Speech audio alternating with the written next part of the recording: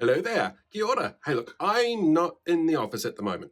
I mean, I technically am. I'm doing this on a green screen to make it look like I'm somewhere else, but I am actually somewhere else. I'm touring around the country at the moment because it's summer and I need a little bit of a break, but I've got a special effects budget to spend. So I'm going to do what all good TV shows do in this case and set up a clip show with some older content just to rehash it and feed the algorithm.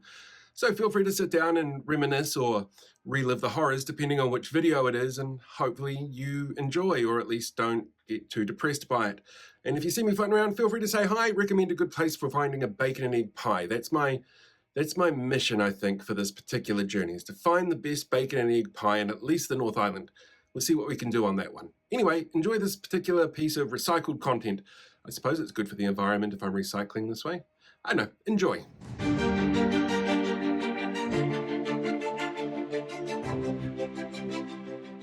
Joining me now from Tamaki Makaurau's Labour headquarters. Is this the Britomart headquarters that you're in at the moment? Yep.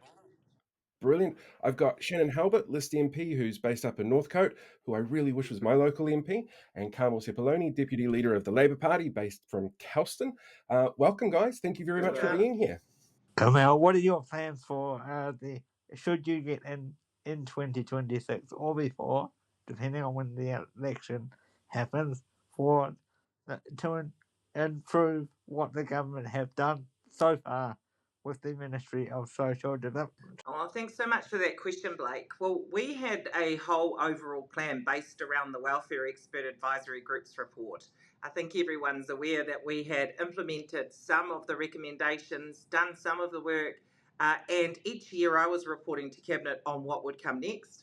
Now, we haven't had the opportunity to do any of that stuff since 2003 because obviously we weren't re-elected into government, but I think that plan still stands. That report is an amazing report that provides a roadmap for us moving forward, and we should stick to that roadmap. I am keen to make sure, though, that I'm hearing from the sector with regards to whether or not that's still the right plan, which parts of it they think need to be prioritised, and also what they think a new government should prioritise in terms of reinstating stuff that may have been cancelled by this national government or changing things that this national government is doing.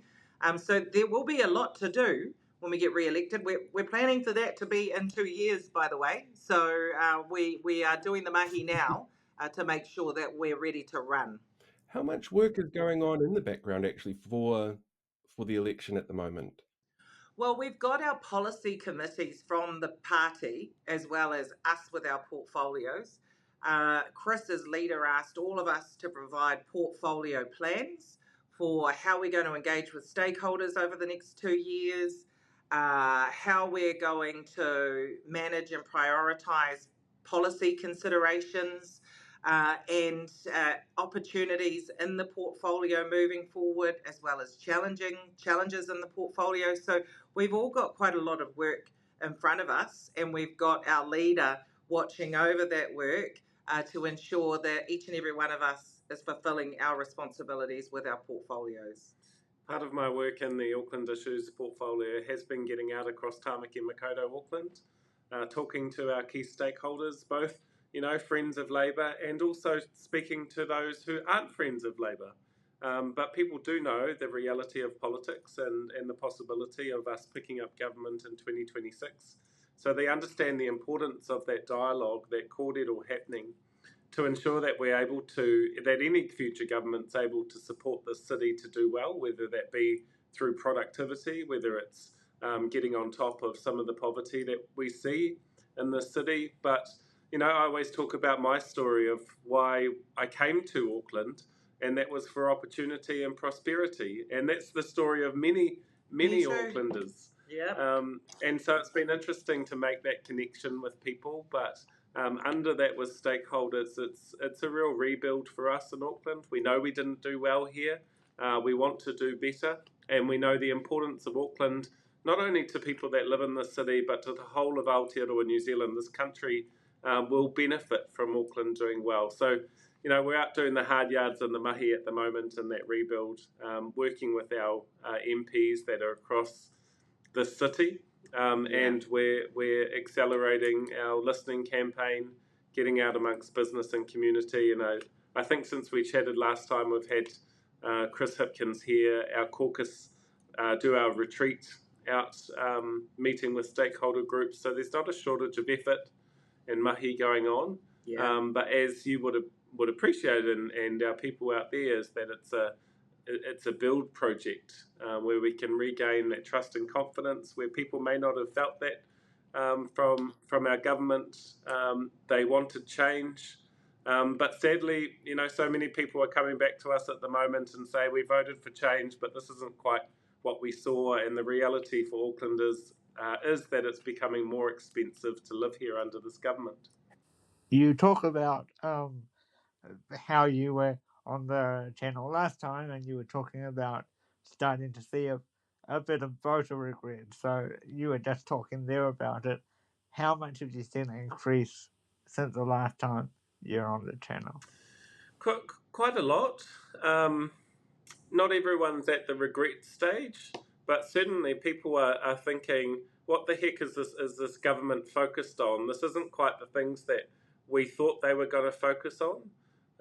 When we lean back into sort of the anti-Māori sentiment that this government has rolled out, that wasn't everyone's intention. That's not what people voted for. They didn't want race relations to become a difficult part in this country. The thing they did vote for was cost of living relief. And the national government has talked quite often about the repeal of the regional fuel tax. That saved Aucklanders about $2 a week. But in reality, they've added on additional costs and registration fees, fuel excise tax, public transport. Funding has been taken away, and people are feeling the effects on that. Yeah. I spoke in the House this week that for the average whānau living in Auckland, it's about $80 more than what it was under our government. So, I'm not convinced that Simeon Brown is the Minister of Auckland, or this government, in fact, has any plans around cost of living relief. And my other issues for the Auckland portfolio is around crime and congestion, and I'm not seeing any action on that as well. Yeah, I have to say, there's been a lot of things happening lately where we're all going, what's going on? Last week we had Pingate, where ACT were adamant they must be able to wear their lapel pins in their house, and were putting their foot down and standing up for themselves over it.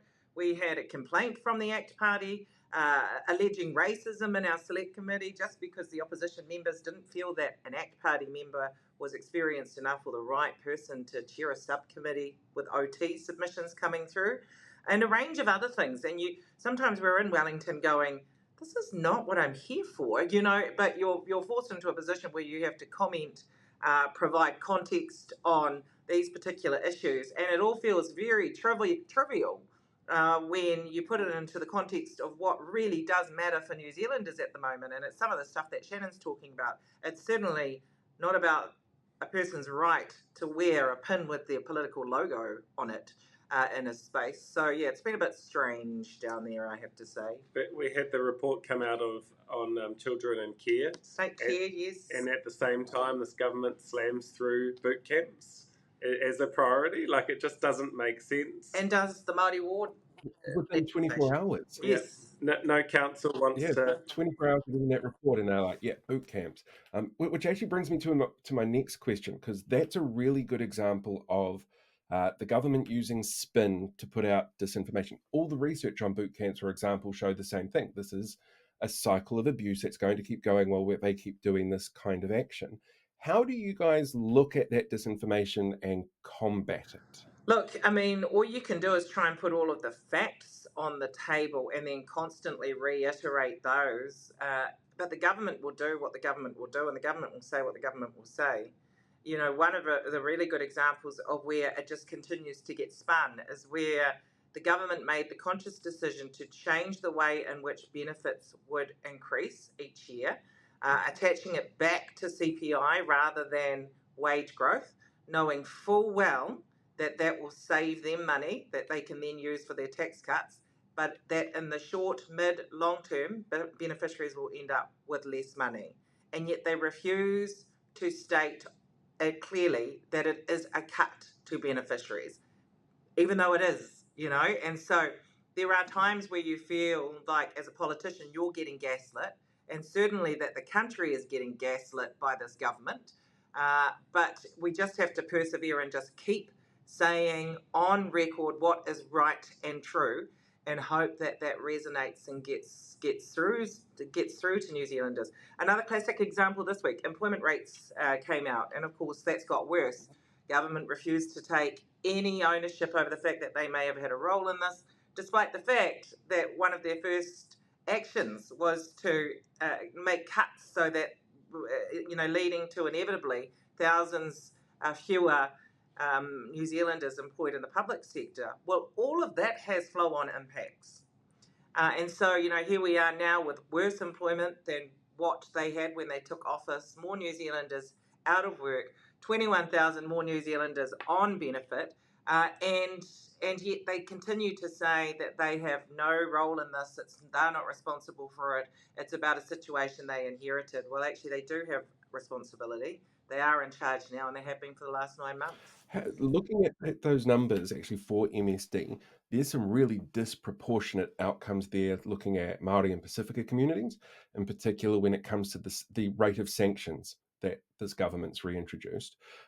Is there something that people can sort of look at and go, look, this is what's causing that disproportionate sanction numbers? Or is it, because the government is feeding this through having deliberately anti-Māori policies, that sort of comes through to MSD and their decision-making process? Or is there other factors that might be leading to that? Well, Māori are disproportionately represented on the benefit. I think it is important to note that. And of course, given the range of social challenges that many of the whānau on benefit face, are particularly vulnerable. And so, I'm not surprised that there's a disproportionate impact for Māori in particular, and for Pacific when it comes to sanctioning.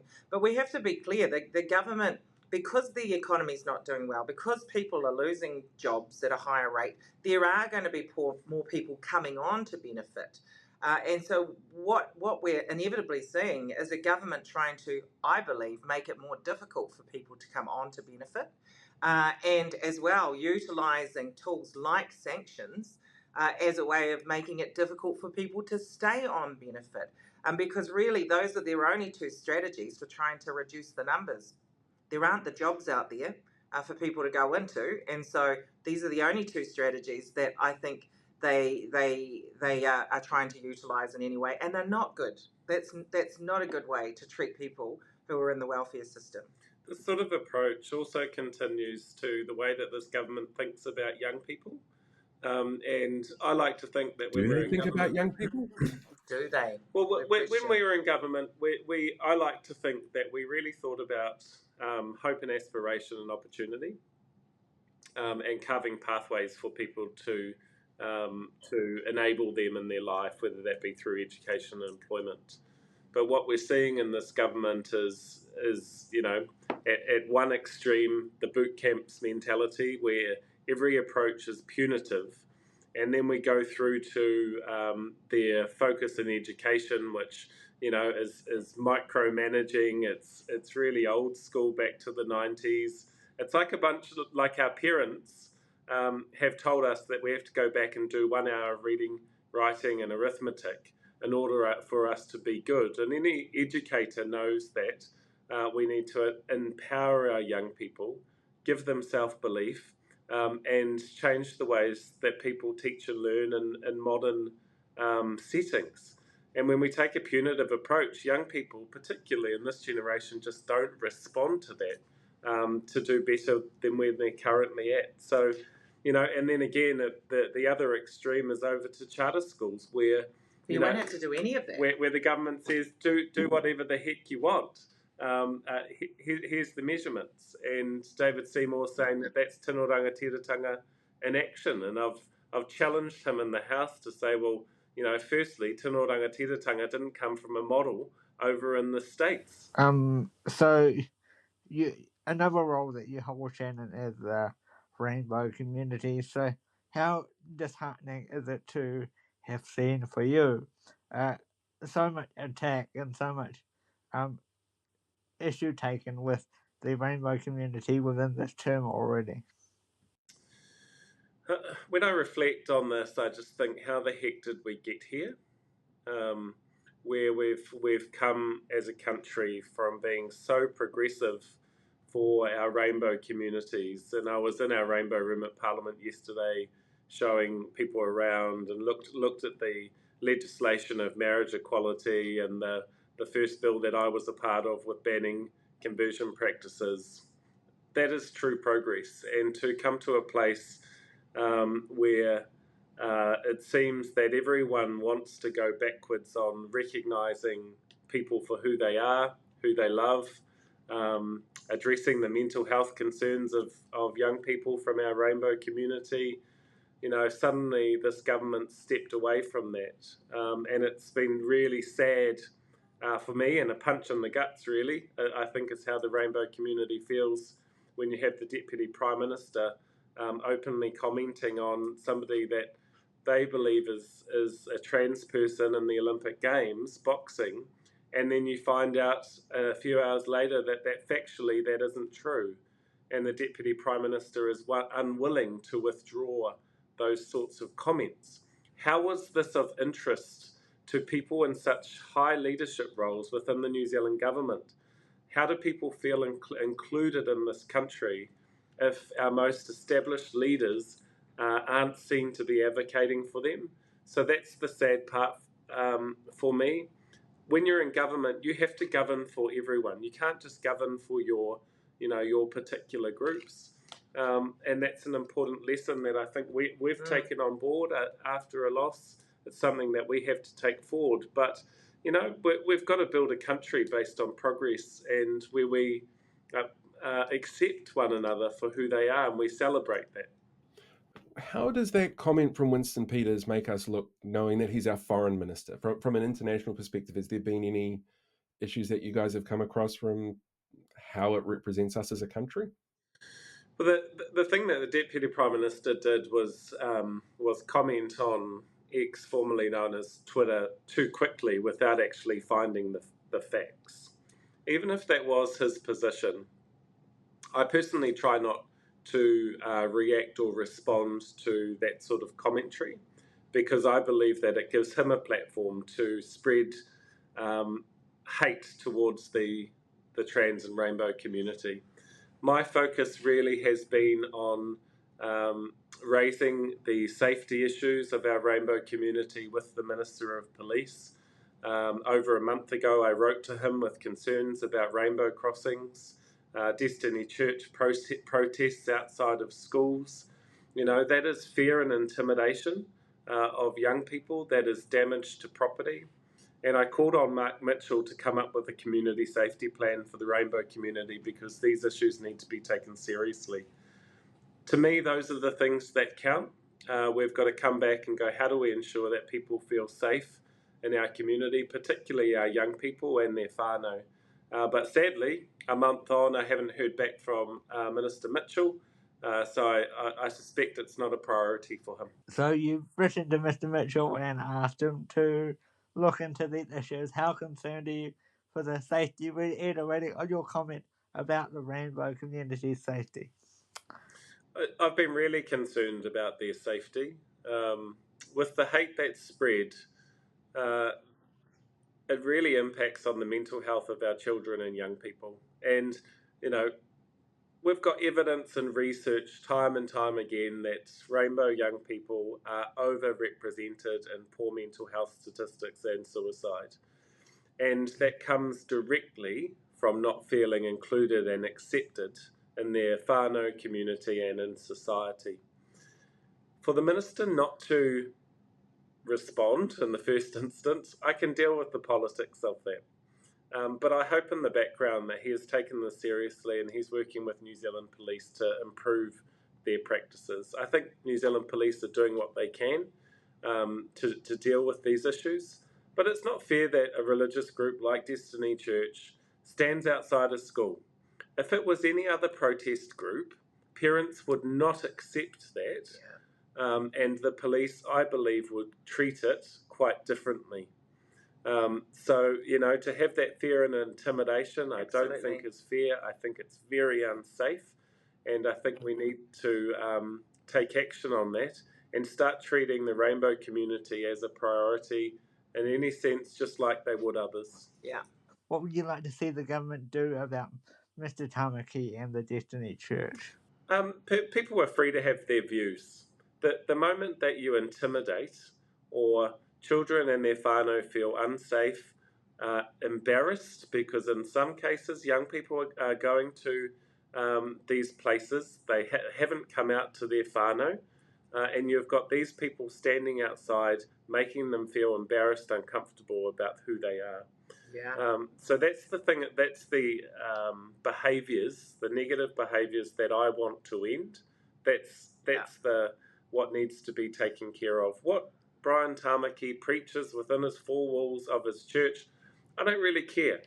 But what I do care about is our young rainbow rangatahi, that they're able to live in the community and be proud of who they are. Yeah. I'll say I'm going to change the topics a little bit, but it does kind of tie into making sure people in the community feel like they belong. I'd like to know about Māori wards. Obviously, a big topic at the moment with everything that's going back and forth. Thousands of submissions for the select committee, and the vast majority of them were against the changes that the government's made. We saw not that long ago Kaipara rushed through to get rid of the Māori ward. Do Labour have plans for what they would do when they get back in power? Are we looking at a return to what we've got, or some other sort of path forward to make sure that that representation is there? Yeah, let's be very clear that the repeal of Māori wars is discriminatory policy. It's designed to obstruct Māori from having representation at our council tables. That's not afforded to the likes of rural wards or other population groups. It's just there for Māori, and on that basis, that's what makes it discriminatory. What's important for us is that over the next couple of years, that we work with councils directly to identify how they best achieve Māori wards, if that's what they want, or representative models. I take one example, and personally, I'm a big fan of Māori wards. Every council that established Māori wards has seen the benefits. The Kaipara Council is sort of an outlier in that sense. But we've seen in the media, I guess, some of the discrimination that's come over that period since that Māori ward was established. But a big shout out to Palmerston North, who have supported the Māori ward to continue. When we come back into government, we will certainly be working with councils to establish Māori wards where they want them, or put good representative practices in place. I mean, the majority of councils that established Māori wards wanted to keep them. They thought that the government repealing this at their cost is an absolute overreach. This was a government that campaigned on local democracy, and here they are sort of taking control of something that isn't a priority for councils. The part that I said directly to the Minister in the House was about when it comes to councils who are low on funding at the moment, they've had to increase rates, and there's a cost afforded to them of, let's say, $50,000 in order to ask their community if they want to keep a Māori ward. They are just going to say no, many of them, because they simply can't afford to do that. That's not fair, and that's another layer of discrimination. So Labour certainly supports Māori wards, and will be working with councils to establish the best representative model for them moving forward. Did either of you read the Future for Government local government report? You have to rejig. I realise this is probably more Kieran's field of expertise, with it being his portfolio, and the timing of it was terrible because it came out sort of just before the election. But it pointed out one of the really big issues is voter turnout, like just getting people out to vote in local body elections. Any ideas on how people could fix that? How you get the voter turnout up on something like that? I think we've all been saying for a long time that postal voting is hardly a modern way of engaging with the democratic system, but we don't have a credible and reliable alternative at the moment. So we're not in a place, I guess, where we're able to move beyond the postal ballot voting. I do think that this should be a priority, really, because I said to a number of people, even our letterboxes are becoming strange items at the front of our house. How often are they checked? What do we receive through the mail these days? And so I do think that this should be a priority over the next few years with respect to how people can engage and cast their vote, because postal voting is so last century, maybe even the century before in some ways, but yeah. And we did do some of this work when we were in government, and one of those recommendations was to take forward the Make It 16 campaign. Yeah. Which we're supportive of. Which enabled us to dip our toe in as a country in local government and see if this works, whether it improves civics education in one sense and participation in the other. Again, this government isn't really prioritising the things that are important. So just to wind down, so just to clarify, the Labour Party supports both 16 for general and local elections. I think we were looking at doing a phased option on that. I mean, I personally am, Blake. I personally am. I think probably Shanan is too. Can't recall exactly what our policy was, but I think the starting point might have been with local body. Was that under 16? Yeah. Yeah. 16, so starting point, first step was to take it through local government. And just to finish off, how disappointed as the Parliament was it seeing only a 30%-ish turnout in Tauranga recently? Well, look at the result. It wasn't a result that was unexpected for a city like Tauranga. I think there's probably some missed opportunities in that. We're lucky enough to get one Māori up, I think, in quite a significant part of New Zealand. And Blake, to be honest, because the turnout is just so low all of the time, particularly in seats where you have large numbers of Māori, Pacific and young people, then it doesn't come as too much of a surprise that there'd only be 30% turnout for the Tauranga election. However, we want to be better than that, and so that is why some thinking needs to go into this moving forward. Politics is hard at the moment, and the part that I'm really worried about is how the public perceives politicians. And when I say that this government isn't focused on the things that the public necessarily wanted or voted for, that feeds into people's perceptions that politicians aren't always there for their interests, that they lack their confidence in their local politicians. And we need to really improve that, because so many of us work really hard in our local communities, but are let down by some of the pettiness that I think we're seeing in New Zealand's political landscape. We all get tainted with that, to be honest. I think it doesn't matter which political party is responsible for the trivial behaviour or the actions that bring into question integrity. It taints all of us, and so we're very mindful of that, and wanting to be perceived as trusted public figures that New Zealanders can rely on. But it is difficult. That are focused on housing, health, and education. Things that matter. Sorry. Finally, in your position as Auckland Issues spokesperson, Shanan, how are you feeling about the new water done well, especially in your area, because that's where it was lifted off from? Yeah, so the National Party policy is still more expensive than what we proposed for Auckland. My greater concern is that it cuts off places like Taitokero in Northland.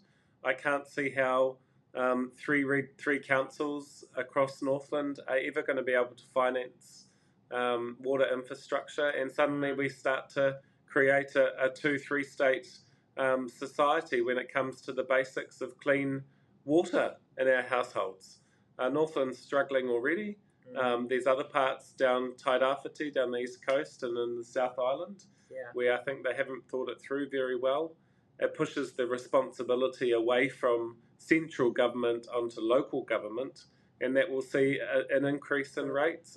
And ultimately, right now, in particular, with the cost of living being on the minds of New Zealanders more than anything else, and just struggling to pay those basic everyday costs, this is a really bad thing. Yeah, I think that's a perfect place to wrap everything up. Shanan, Carmel, thank you so much for joining us today. Very much appreciated. Keep Thank up the you for great your work. time. It's fantastic having you here. Thank you. Tēnā kōrua.